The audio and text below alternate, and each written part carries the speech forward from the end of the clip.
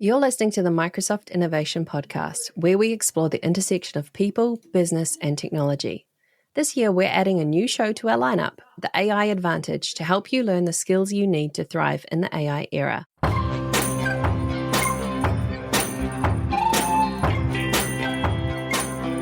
Welcome to the MVP Show. My intention is that you listen to the stories of these MVP guests and are inspired to become an MVP and bring value to the world through your skills. If you have not checked it out already, I do a YouTube series called How to Become an MVP. The link is in the show notes. With that, let's get on with the show. Today's guest joins me from Washington in the US. She's the CEO and Director of US Strategies and Innovations, an NTC tech consultancy that has been a Microsoft-owned MVP since 2019. She's actually ducked out for a period with Microsoft and then back in again in 2024. She's a true force in the tech world. She's an accomplished speaker, author, leader, board member, event organizer, and passionate advocate. Her work span everything from care packages for soldiers to mentoring young people in SharePoint and Office 365 and coding. Through her company, she continues to empower nonprofits and drive community impact around the world. You'll find her bio and social links in the show notes for this episode. Please join me in welcoming the incredible Nikkia. Oh, thank you. I'm glad to be here. Welcome, welcome, welcome. So good to be speaking to you. I'm very keen to hear your journey in tech and the fact that you've been an MVP, went to Microsoft, came back out and was MVP again. But before we go there, tell me a bit about food, family, and fun. What do you do when you're not working?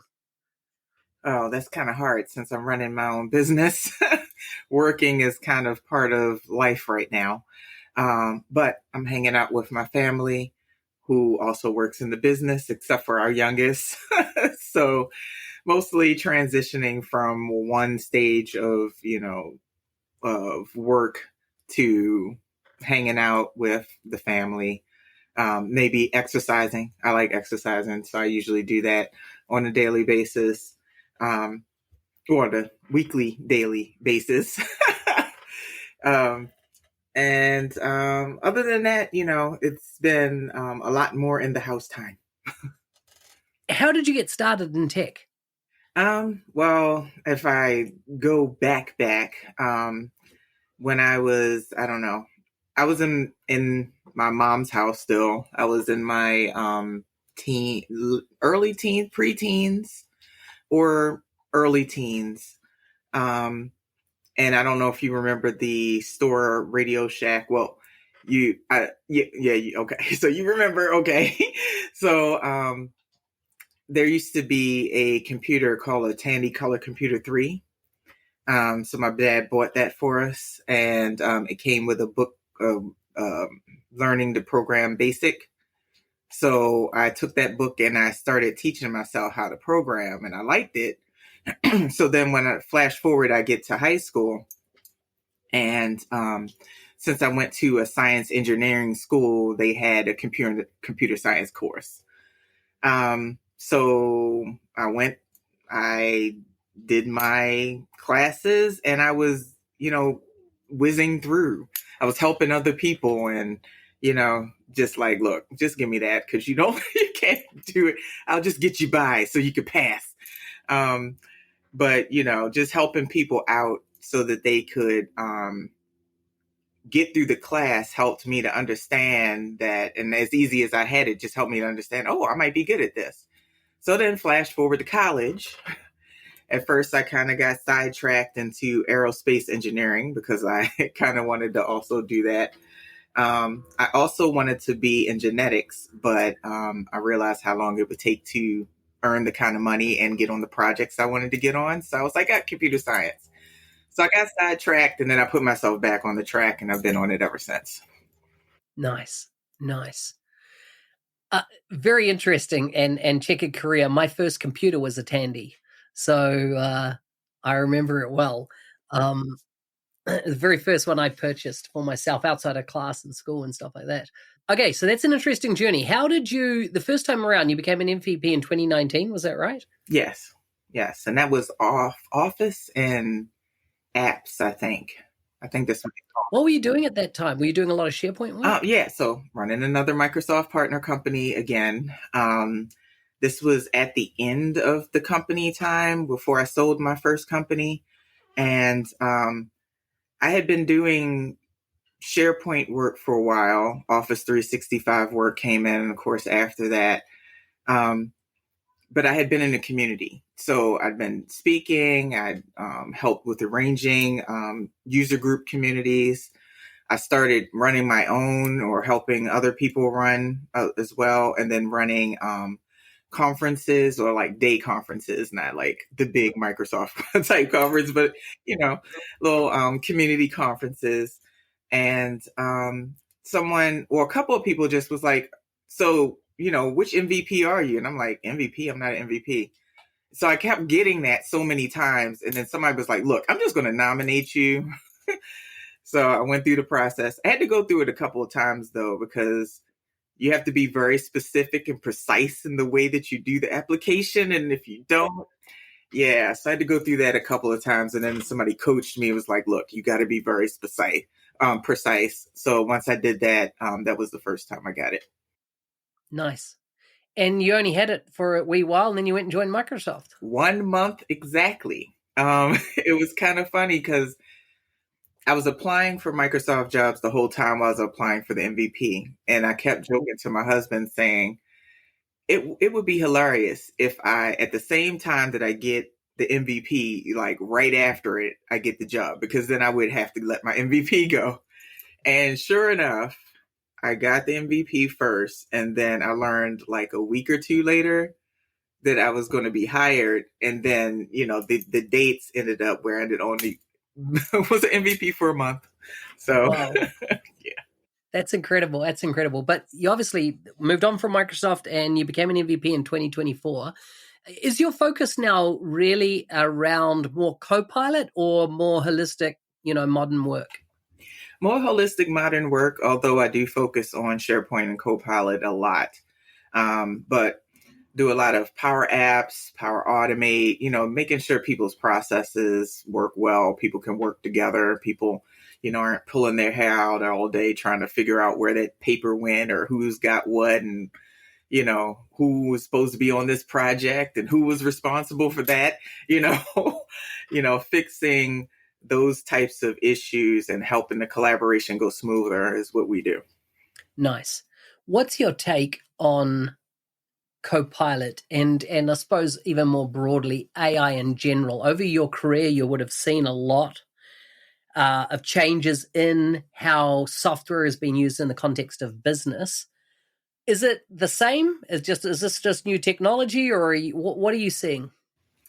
Well, it's been technology that we've had for a while.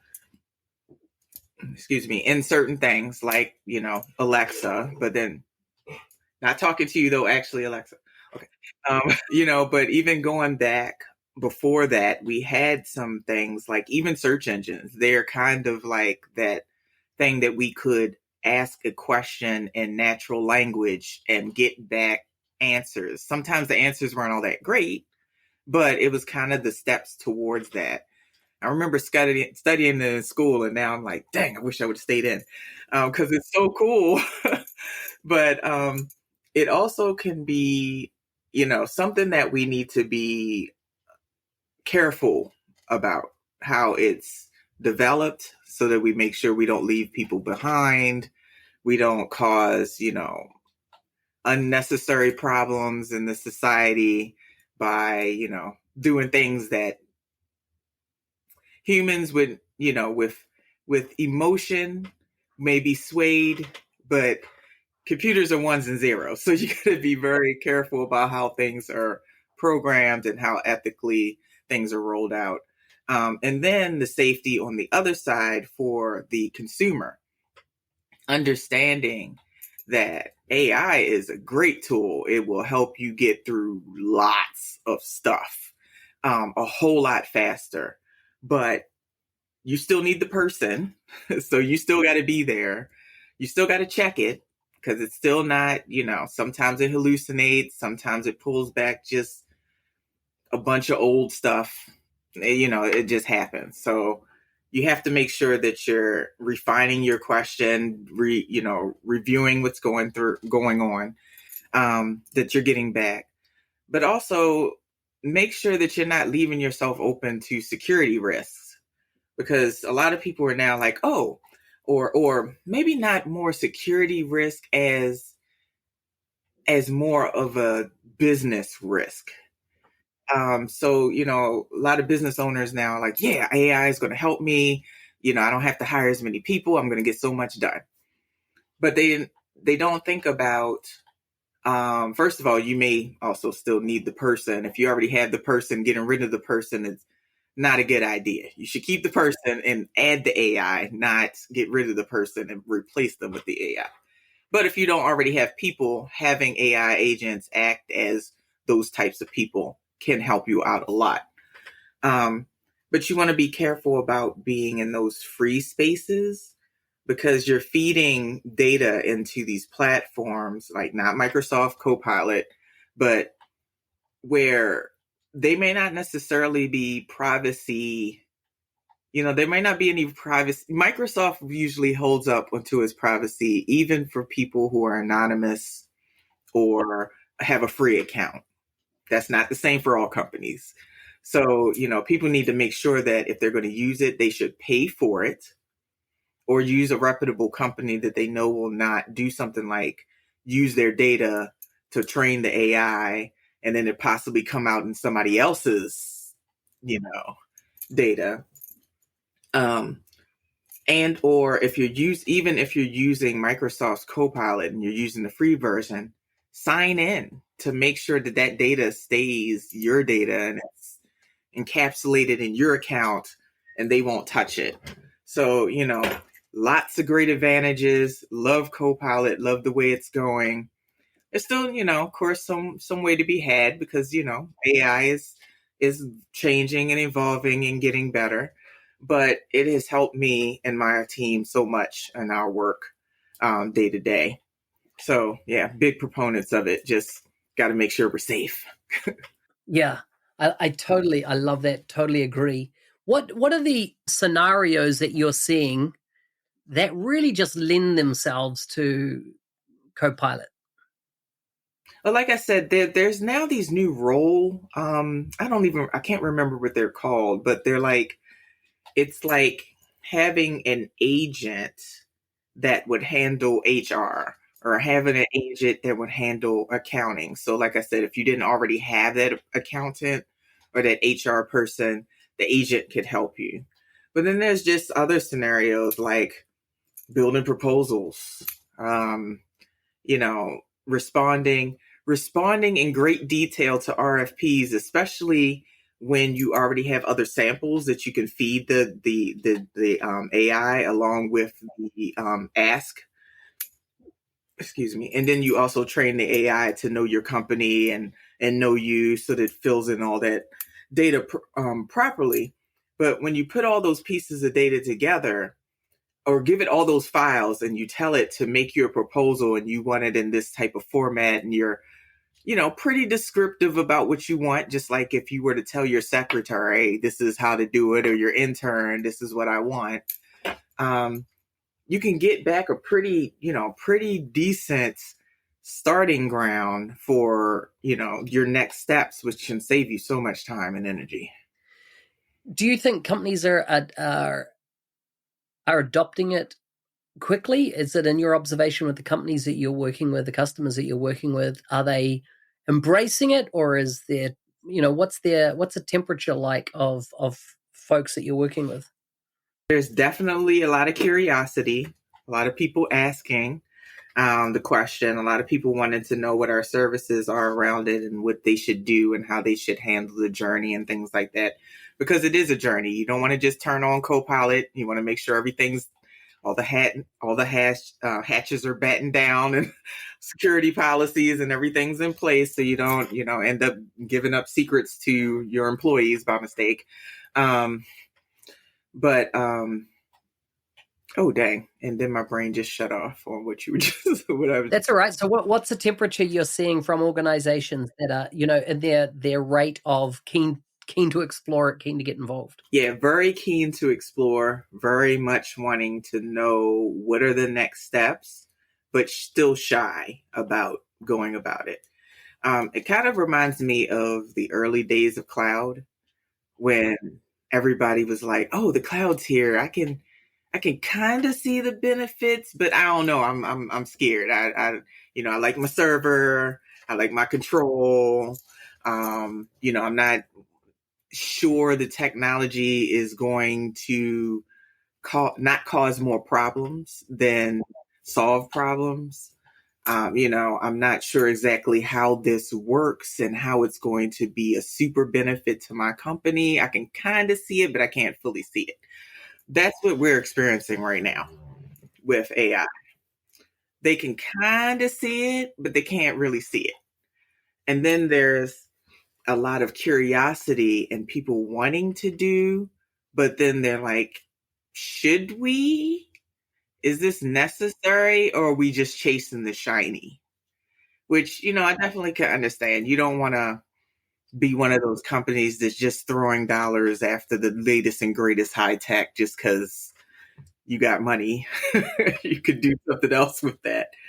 Um, so, I understand the caution.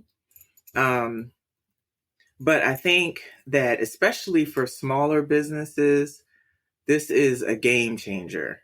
It helps you get on the level of organizations. It's just like the cloud.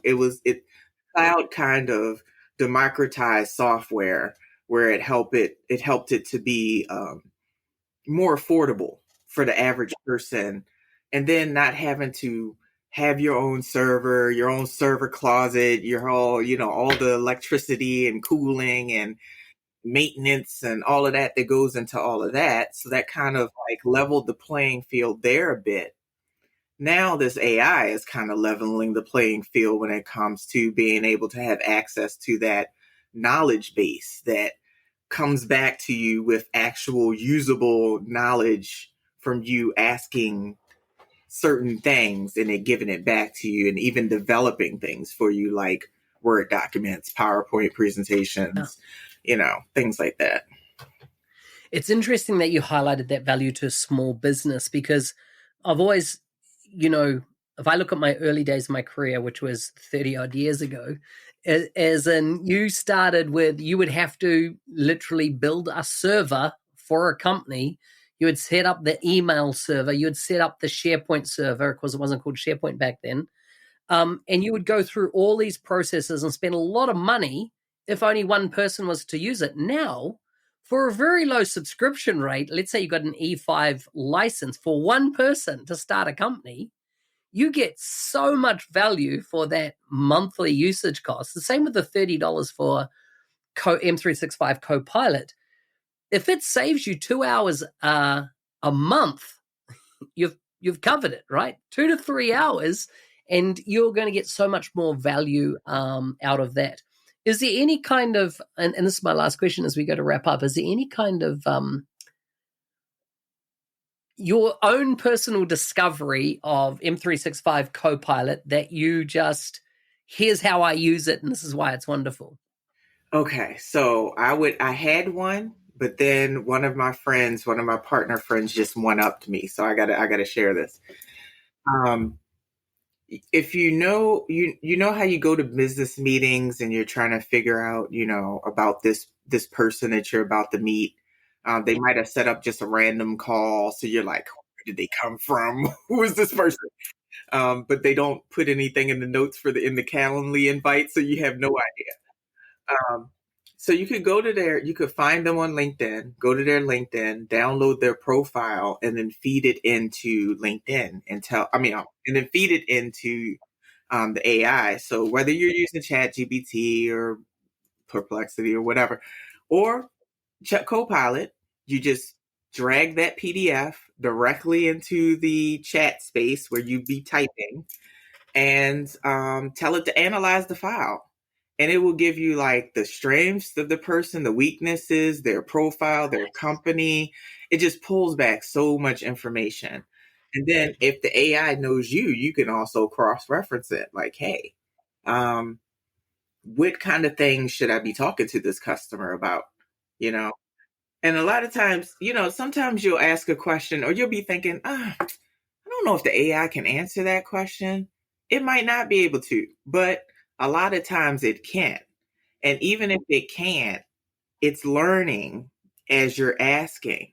So, you have the larger model that's learning from the larger scale, but that's not your personal stuff.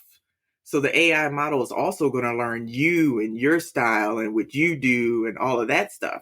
So the more you ask and the more you interact with it, even trivial stuff, asking it, when's the movie's going to close around the corner today? Just doing stuff like that. It just gets the model, the AI so used to you that it's able to start predicting and giving you back better data that is useful for you. So, I say ask away. I love it. Just ask. I love it. I'm going to even try what you just described then, because it sounds an amazing and powerful tool. I'll give it a go. Any final words for folks maybe aspiring to become an MVP? That any advice you'd share with them? First of all, make sure that you're doing your stuff every month. You need to have a contribution every month. Now, you could do one, but I highly suggest you do at least two. Like a blog, maybe a video blog. It doesn't have to be real long, but something good, meaty with, good detail that people, and it catered to your audience. So if you're talking to business owners, don't talk, super tech, but evangelizing the products that you know and love in the way that help your customers or the people that you work with is the best way to get your MVP, first of all. Then do a couple of things a month. If you can, help host a user group, that helps. And then do blog once a month. That's two activities. And if you're hosting the user group, you don't have to be the one that speaks all the time. You're just helping organize the user group. So that also counts because you're still evangelizing and helping get the word out about Microsoft products. So 1 to 2, but the more things you can do, the better. Make sure you're doing at least one activity each month. I think you have to be in for a minute. So if you just started in the tech, you might want to wait till you're about 2 years in and then apply. Because I'm starting to see that like some of the ones that maybe newer just got in or just not really as recognized, they tell you to reapply. But anyway, apply and then don't be discouraged. Reapply if you have to. And just please remember, when you're putting in your details, this will save you. Put in all of the details, all of the links, every event, every blog, categorize everything individually. Yes, it's painful, but that's the way you get your MVP. If you don't have enough detail and you don't categorize each individual event that you've done, each individual blog that you've done, every little bit of code that you've contributed, whatever it is that you've contributed to the community, if you don't do that, then your chances will be slimmer. Hey, thanks for listening. I'm your host, Business Application MVP Mark Smith, otherwise known as the NZ365 Guy. If you like the show and want to be a supporter, check out buymeacoffee.com/NZ365 Guy. Thanks again, and see you next time.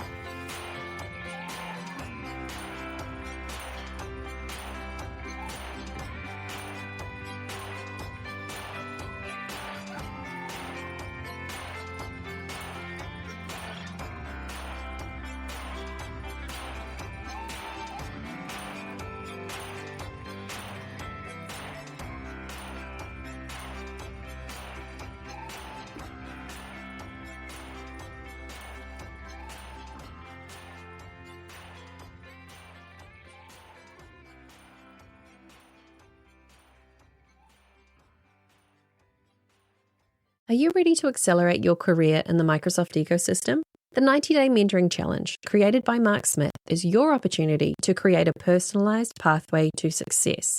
Join over 1,200 alumni from more than 70 countries who have achieved remarkable results, from promotions to new job opportunities. Take it from Nathan, who said, "Since completing the 90-day mentoring challenge, I've become an MVP in business applications and doubled my income." Or from Parves, who shares, "I've never felt as inspired or energized about my career as I do now." Sign up at arcor.nz365guide.com. You can find the link in the show notes. And if you use the code podcast, you'll get 10% off.